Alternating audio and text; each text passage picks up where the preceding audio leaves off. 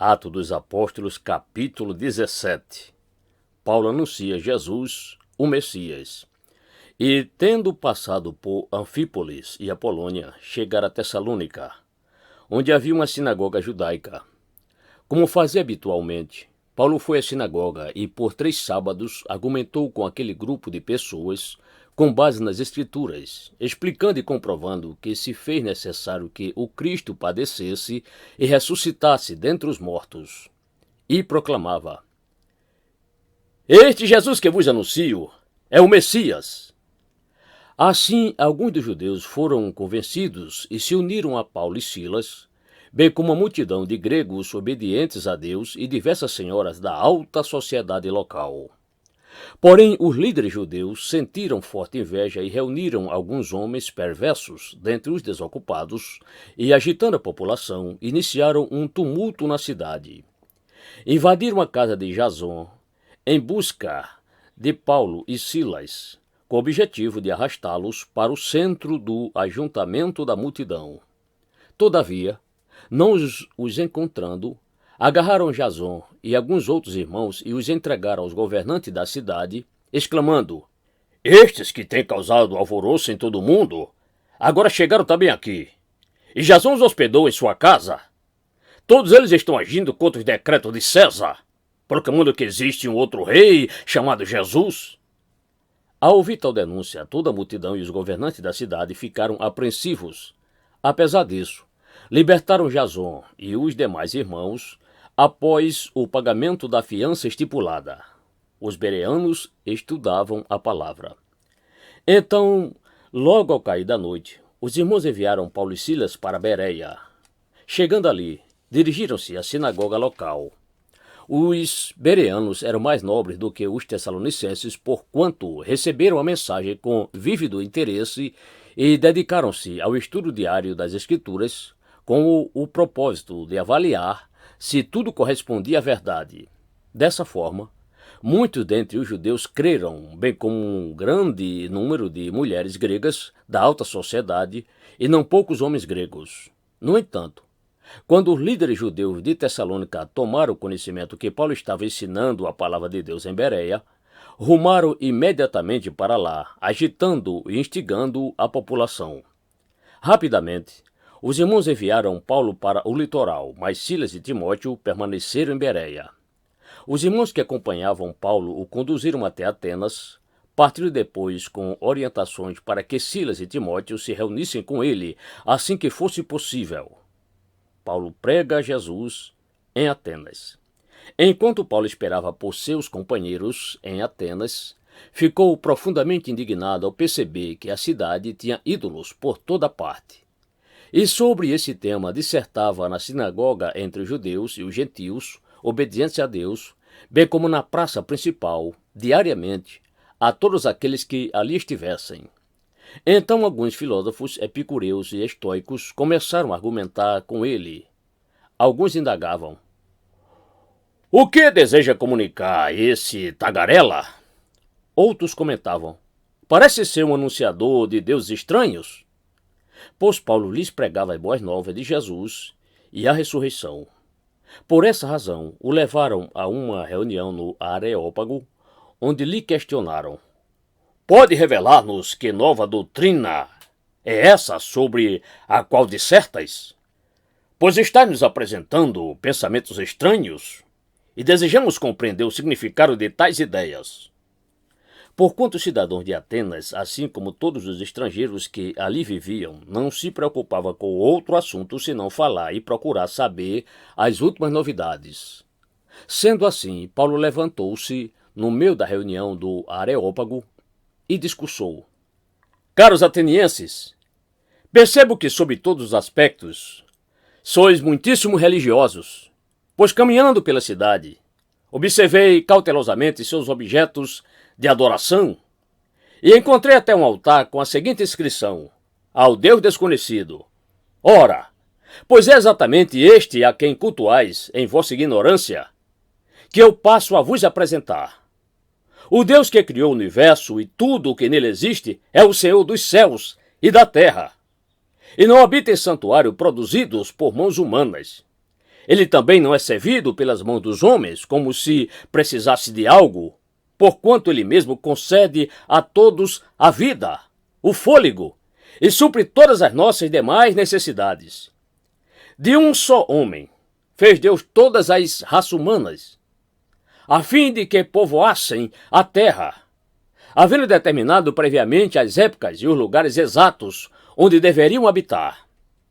Deus assim procedeu, para que a humanidade o buscasse e, provavelmente, como que tateando, o pudesse encontrar, ainda que, de fato, não esteja distante de cada um de nós.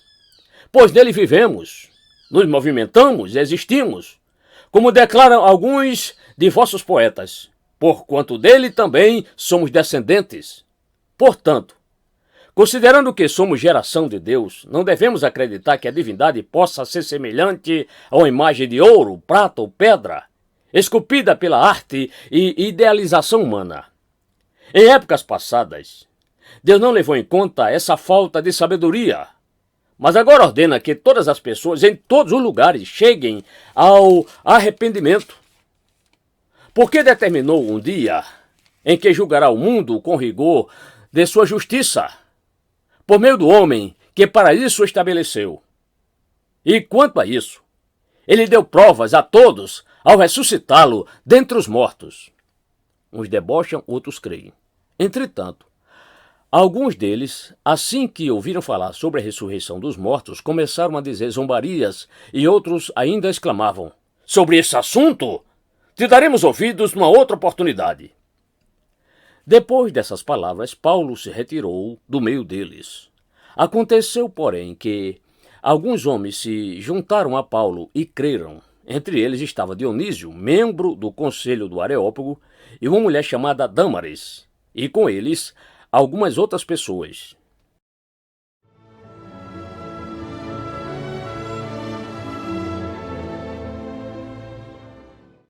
Atos dos Apóstolos, capítulo 18. Paulo faz tendas e prega Jesus. Logo depois desses acontecimentos, Paulo deixou Atenas e rumou para Corinto. Chegando ali, encontrou um judeu chamado Áquila, natural do Ponto, que tinha acabado de chegar da Itália, juntamente com sua esposa Priscila, pois Cláudio havia baixado um decreto intimando que todos os judeus se retirassem de Roma. Paulo então foi visitá-los. E percebendo que tinham a mesma profissão, Paulo passou a morar e trabalhar com eles, pois eram fabricantes de tendas. Assim, todos os sábados, ele argumentava na sinagoga e convencia tanto a judeus quanto a gregos. Paulo dá tempo integral ao ensino. Depois que Silas e Timóteo chegaram da Macedônia, Paulo começou a consagrar todo o seu tempo ao ensino da palavra, explicando aos judeus que Jesus é o Messias. Contudo, como estes se opuseram e proferiram insultos graves, Paulo sacudiu a roupa e os sentenciou: caia sobre vossas próprias cabeças toda a responsabilidade de vossas faltas. Eu estou inocente quanto a meu dever, e de agora em diante vou dedicar-me aos gentios. Então, saindo da sinagoga, Paulo dirigiu-se à casa de Tício Justo, homem que obedecia a Deus e que morava ao lado da sinagoga. Crispo, administrador da sinagoga, creu no Senhor, ele e toda a sua casa. E da multidão dos coríntios que o ouviam, muitos criam e eram batizados. Numa certa noite, o Senhor falou com Paulo, por meio de uma visão, dizendo: não tenhas medo, continua pregando e não te cales. Pois eu estou contigo, e nenhuma pessoa ousará fazer-te mal ou ferir-te, porquanto tenho muita gente nesta cidade. Assim, Paulo permaneceu ali durante 1 ano e 6 meses, ensinando a palavra de Deus ao povo. Gálio não vê crime em Paulo. Quando, porém, Gálio era procônsul da Acaia, os judeus se levantaram unânimes contra Paulo e o conduziram ao tribunal, protestando: este persuade os homens a adorar a Deus de uma forma contrária à lei. No momento em que Paulo daria início à sua defesa, Gálio os admoestou: se em realidade houvesse aos judeus alguma afronta grave ou crime, certamente com razão eu os ouviria.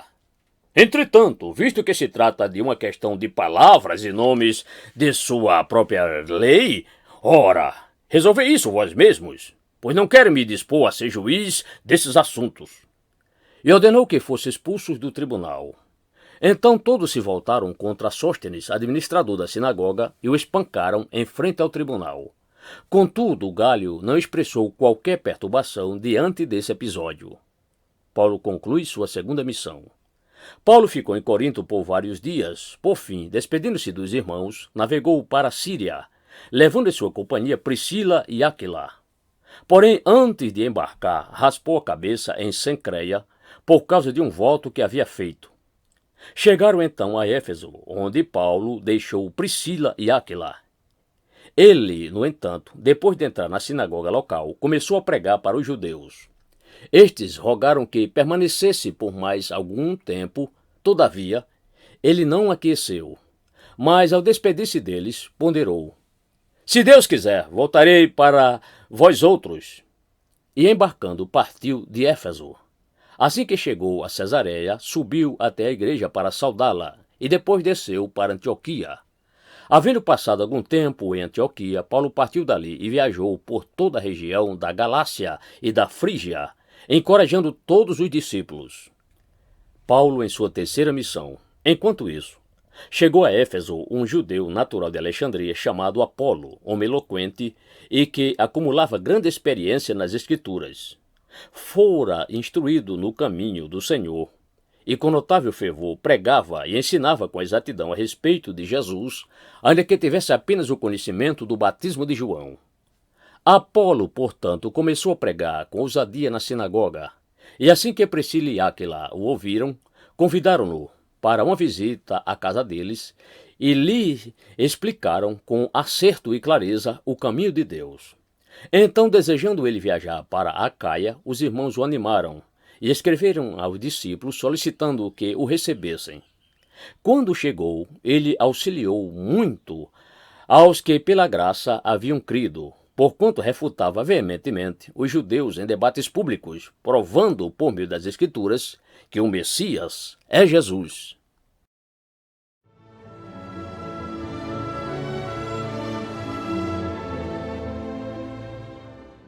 Atos dos Apóstolos, capítulo 19. Paulo prega o batismo em Cristo. E aconteceu que, enquanto Apolo estava em Corinto, Paulo atravessou as regiões altas e, chegando a Éfeso, encontrou ali alguns discípulos e lhes indagou: recebestes o Espírito Santo na época em que crestes? Ao que eles replicaram: de forma alguma, nem sequer soubemos que existe o Espírito Santo. Diante disso, Paulo questionou: ora, em que tipo de batismo fostes batizados, então? E eles declararam: no batismo de João? Então Paulo lhes explicou: o batismo realizado por João foi um batismo de arrependimento. Ele ordenava ao povo que cresce naquele que viria depois dele, ou seja, em Jesus. E compreendendo isso, eles foram batizados no nome do Senhor Jesus. Quando Paulo lhes impôs as mãos, veio sobre eles o Espírito Santo e começaram a falar em línguas e a profetizar. Eram ao todo cerca de 12 homens. Paulo ensina e faz maravilhas. Assim, durante 3 meses, Paulo frequentou a sinagoga, onde pregava com ousadia e poder, dissertando com eloquência e convencendo a muitos sobre o reino de Deus.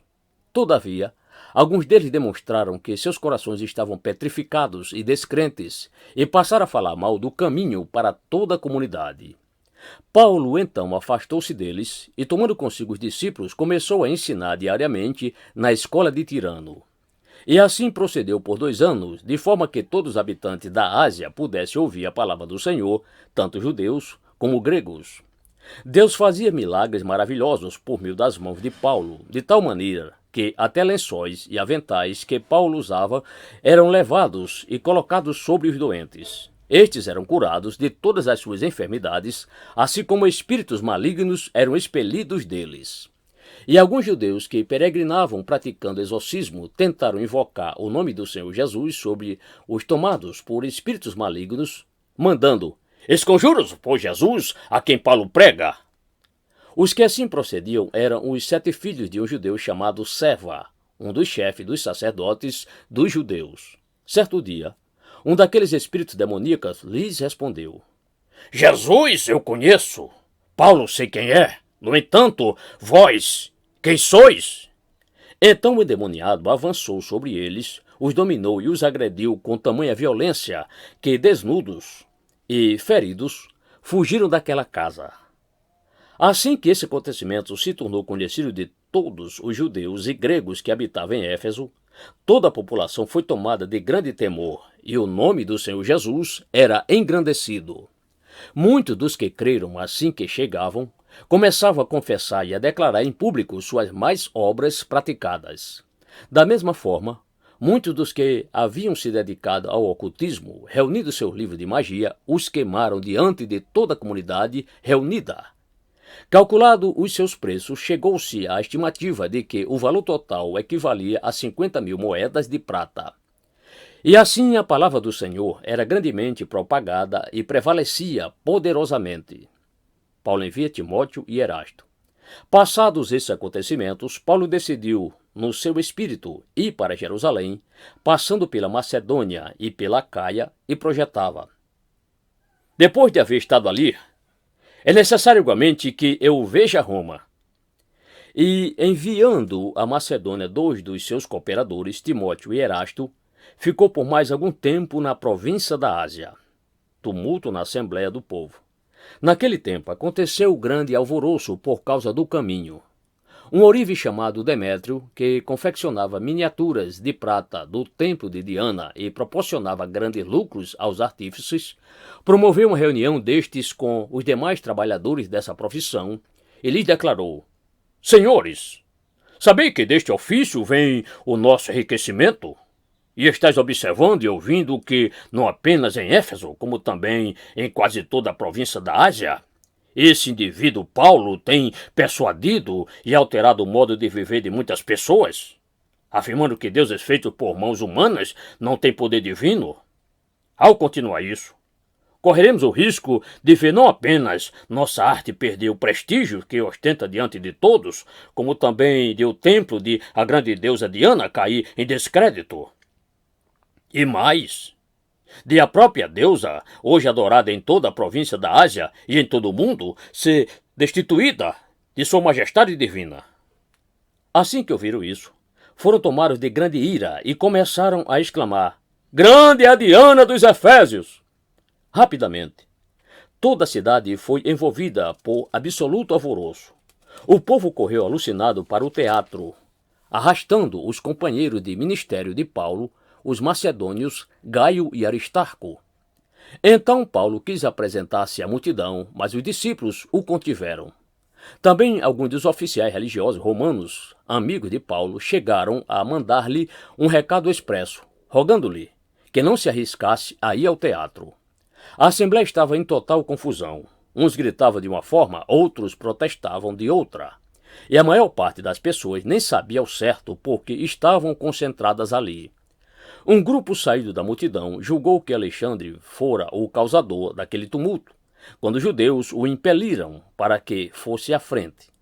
Ele, por sua vez, fazia sinal com as mãos solicitando silêncio ao povo para que pudesse expressar sua defesa pública. Todavia, assim que perceberam que ele era judeu, todos, a uma só voz, exclamaram durante quase 2 horas, sem parar: grande é a Diana dos Efésios! Então o secretário-geral da cidade acalmou a multidão e ponderou-lhes: caros cidadãos efésios, quem porventura desconhece que a cidade de Éfeso é guardiã do templo da grande Ártemis e da sua imagem que caiu de Zeus? Portanto, considerando que estes acontecimentos são inegáveis, convém que vos aquieteis e nada façais irrefletidamente, porque estes homens que aqui trouxestes não são ladrões de templos, nem tampouco blasfemaram contra nossa deusa. Assim se Demétrio e os artífices que o acompanham têm alguma queixa contra alguém, os tribunais estão abertos e há procônsules para isso. Eles que apresentem suas denúncias ali. Contudo, caso haja qualquer outro pleito, este deverá ser decidido em assembleia regular, conforme a lei. Porquanto, da forma como estamos procedendo, corremos o perigo de sermos acusados de perturbar a ordem pública, tendo em vista o tumulto ocorrido hoje. E, neste caso, Não nos haveria motivo razoável que pudéssemos alegar para justificar tamanha movimentação do povo? E tendo dito isso, desfez a assembleia